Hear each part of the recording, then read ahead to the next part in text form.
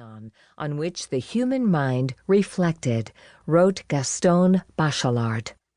The story is in the light, in its utility and beauty, and also in the way its increase has altered life by granting more working hours in the day and creating a night that is no longer impenetrable, no longer a void, a night easily traveled through and expansive with free time. What does it mean to have new hours for the human spirit? How have wealth and privilege shaped those hours? And what are the consequences for those who continue to live without modern light? Have our bodies and minds adapted to a world in which the tides of the day are lost and the stars appear to have vanished?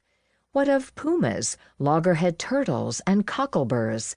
How has the way we think about light changed now that we've left the solitary lamp behind, now that we've bound ourselves to the grid?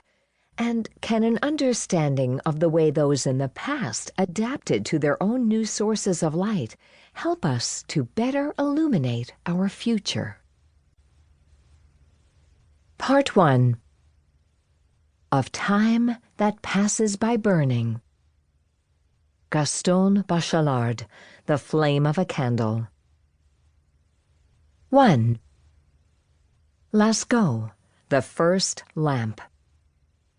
Although fire has blazed in hearths and flared from pine torches for 500,000 years, the earliest known stone lamps, fashioned by Ice Age humans during the Pleistocene, are no more than 40,000 years old. Their quiet flames shone more weakly than those of our candles, but they were cleaner than torchwood and easier to guard and tend. Often the lamps were merely unworked flat slabs of limestone, or limestone with natural cavities for the nubs of tallow, animal fat, that had to be replenished every hour. Some were roughly carved and their reservoirs carefully shaped with sloping sides so that the melted fat could be poured off without drowning the lichen, moss, or juniper wicks. Since limestone is a poor conductor of heat, there'd have been no need to carve a handle. People could hold the lamp in the palm of their hands.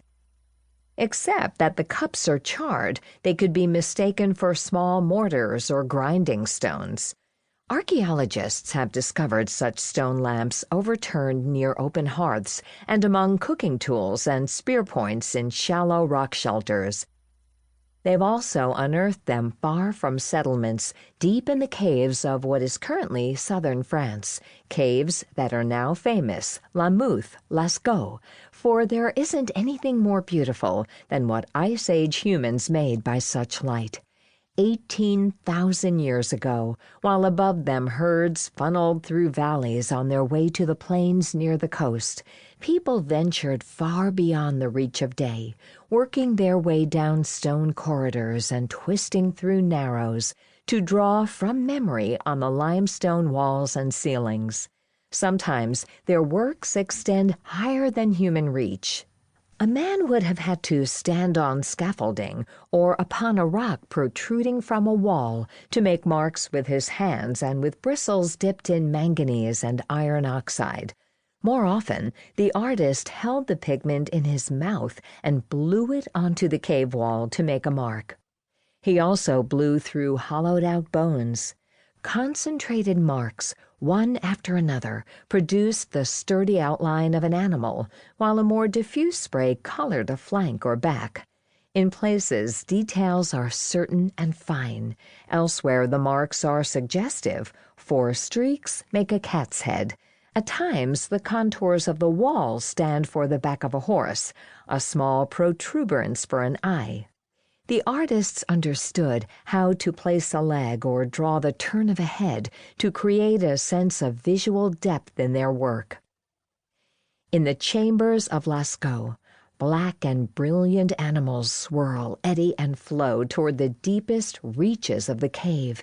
Galloping horses, and horses superimposed on horses, a great red and black horse, a horse with turned back foot, a horse rolling on the ground, traces of a painted equid, a black stag, swimming stags, a fallen stag, a stag with 13 arrows, a great stag.